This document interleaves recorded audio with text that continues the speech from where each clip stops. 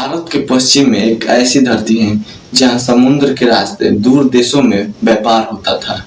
जहाँ प्राचीन नगरों में ऐसी व्यवस्था थी जिसे देखकर लोग भी हैरान हो जाते थे। यहाँ तक के इतिहासकार भी हैरान थे और वहाँ से साधारण सा दिखने वाला आंदोलन आगे चलकर दुनिया के सबसे बड़े स्वतंत्रता संघर्षों में से एक का प्रतीक है। यह धरती है दोस्तों गुजरात की।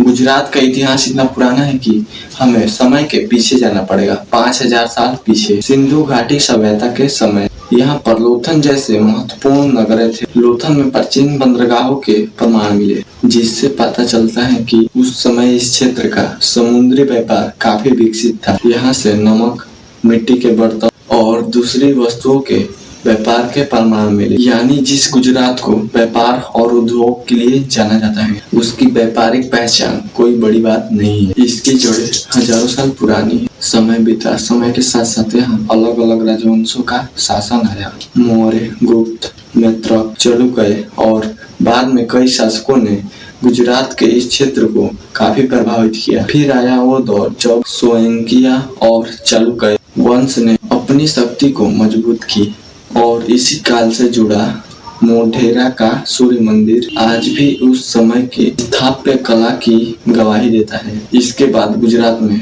कई राजनीतिक परिवर्तन हुए। दिल्ली सल्तनत का प्रभाव बढ़ा और बाद में गुजरात सल्तनत का भी उदय हुआ। अहमदाबाद की स्थापना 15वीं शताब्दी में सुल्तान अहमद शाह ने की और आगे चलकर यह गुजरात के प्रमुख शहरों में शामिल हो गया। और फिर इतिहास ने एक ऐसा मोड़ लिया जिसने गुजरात को पूरी दुनिया में अलग अलग पहचान दी।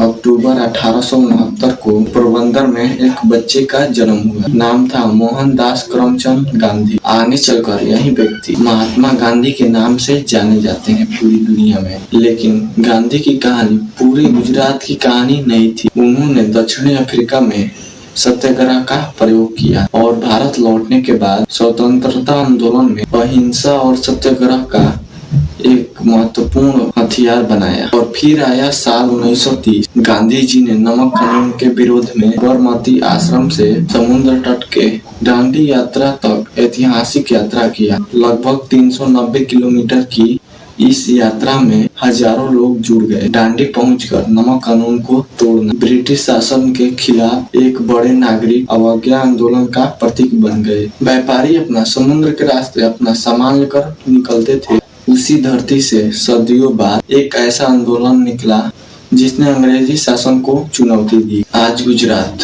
भारत के प्रमुख औद्योगिक और व्यापारिक राज्यों में से एक है। अहमदाबाद, सूरत, भदौड़ और राजकोट जैसे शहर इसकी आर्थिक पहचान की हिस्सा हैं। लेकिन गुजरात को समझना है तो सिर्फ उसकी फैक्ट्रियों और बड़े शहर मत देखिए। कभी लोथल की उस प्राचीन धरती को याद कीजिए जहाँ हजारों साल पहले समुद्र के रास्ते व्यापार होता था। साबरमती के उस आश्रम को याद कीजिए जहाँ से एक आंदोलन ने पूरी दुनिया को अहिंसा की ताकत दिखाई। और पोरबंदर को याद कीजिए जहाँ से एक ऐसा व्यक्ति निकला जिसकी आवाज बिना हथियार के भी एक साम्राज्य को चुनौती देने लगी। ये थी गुजरात की कहानी और आप देख रहे हैं संघर्ष का दया, जिसमें हम एक एक पात्र को खोलते हैं।